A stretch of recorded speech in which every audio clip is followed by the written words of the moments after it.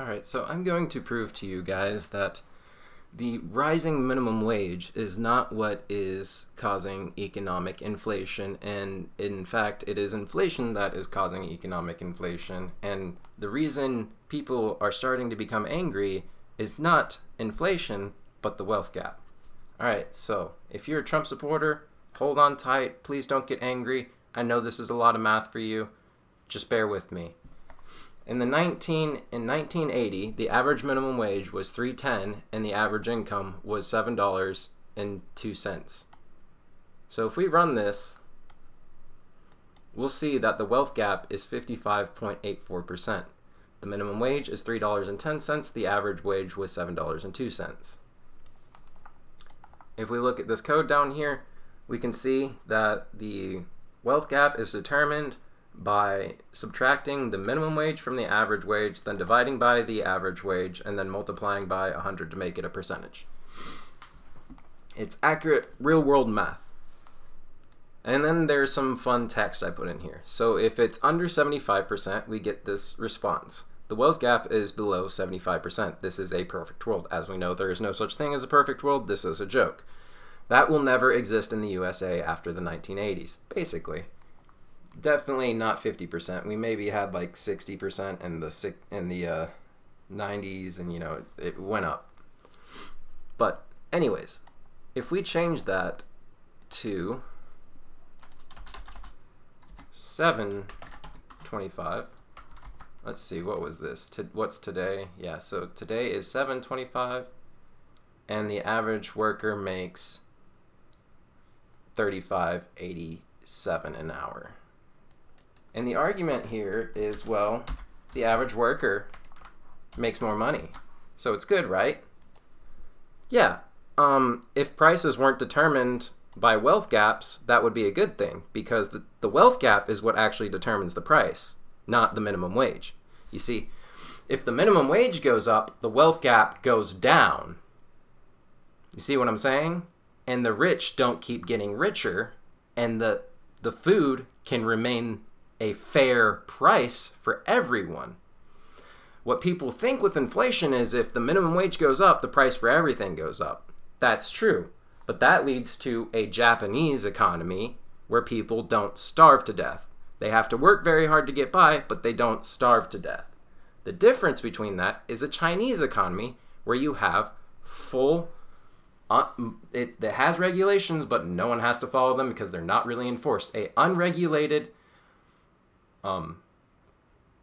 capitalistic economy leads to insane wealth gaps like this. And we're starting to get that in America because we voted for it. And we kept voting for it, and now it's going to get worse. So now you're going to see a projection.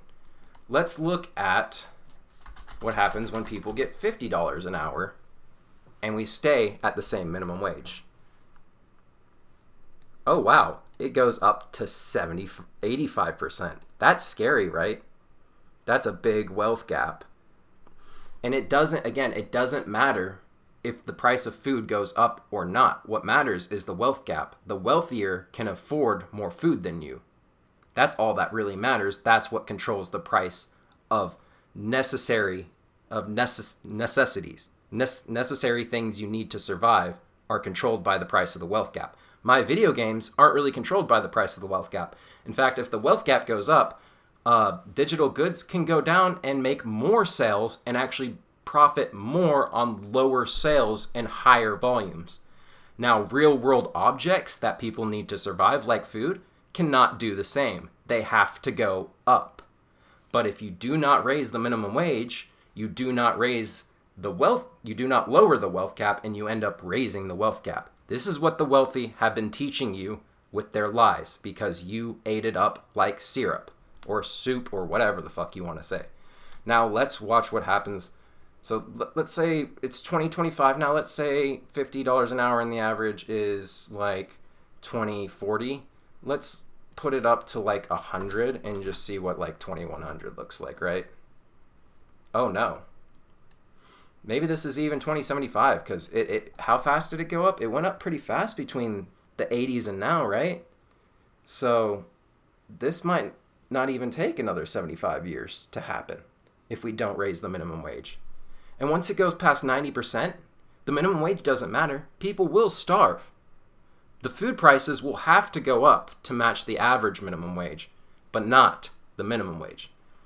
People who start off making minimum wage won't be able to afford food.